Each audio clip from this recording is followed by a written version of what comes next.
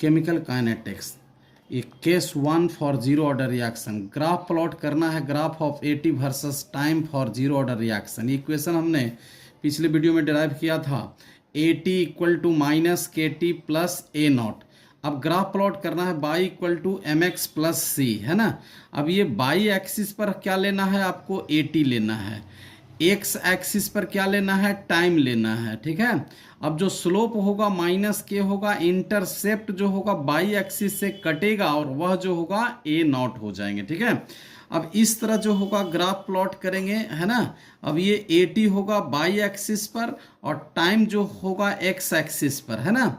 अब उसके बाद जो होगा देखना है यहाँ पर, यानी नेगेटिव स्लोप है, यहाँ से ये जो होगा नेगेटिव जो होगा स्लोप हो जाएंगे, है ना। अब ये जो स्लोप होगा माइनस के हो जाएगा, इंटरसेप्ट जो होगा बाई एक्सिस से कटेगा यानी ए नॉट होगा। ये जो होगा ग्राफ एटी वर्सेस जो होगा टाइम जो होगा फॉर जीरो ऑर्डर रिएक्शन है, ठीक है। ये हो गया केस 1। केस 2 में हाफ लाइफ पीरियड कैलकुलेट करना है जीरो ऑर्डर रिएक्शन का, ठीक है। तो टी को हम इसके लिए क्या करेंगे, टी को हम टी हाफ में कन्वर्ट कर देंगे, टी हाफ लिखेंगे और एटी जो होगा equal to A naught by two लिखेंगे, ठीक है। यहाँ पर हम पुट कर देंगे A T equal to minus K T plus A naught.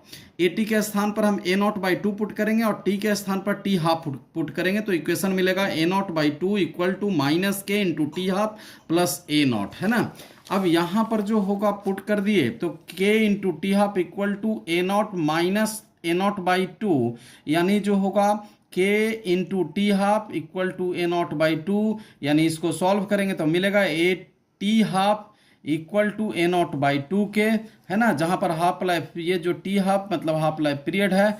अब देखना है कि टी हाफ जो होगा डायरेक्टली प्रोपोर्शनल टू कॉन्सेंट्रेशन है, यानी जिसका जब कॉन्सेंट्रेशन जीरो ऑर्डर रिएक्शन का ज़्यादा होगा तो हाफ लाइफ पीरियड लॉन्गर होगा, कॉन्सेंट्रेशन स्मॉलर होगा तो हाफ लाइफ पीरियड शॉर्टर होगा। बच्चों ध्यान रखेंगे कि ये कुछ एग्जाम्पल याद रखना है एग्जामिनेशन के लिए, जैसे thermal decomposition of gaseous ammonia on platinum surface, यानी 2NH3, है ना, और N2 और H2 बन रहा है, ये जीरो ऑर्डर रिएक्शन का एग्जाम्पल है।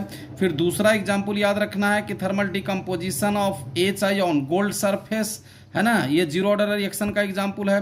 तो 2HI इक्वल टू बनेगा H2 प्लस I2 जो होगा, यह जो होगा गोल्ड सरफेस पर होगा, ठीक है। तो ये दोनों एग्जाम्पल याद रखना है आपको जो होगा जीरो ऑर्डर रिएक्शन का है, ठीक है।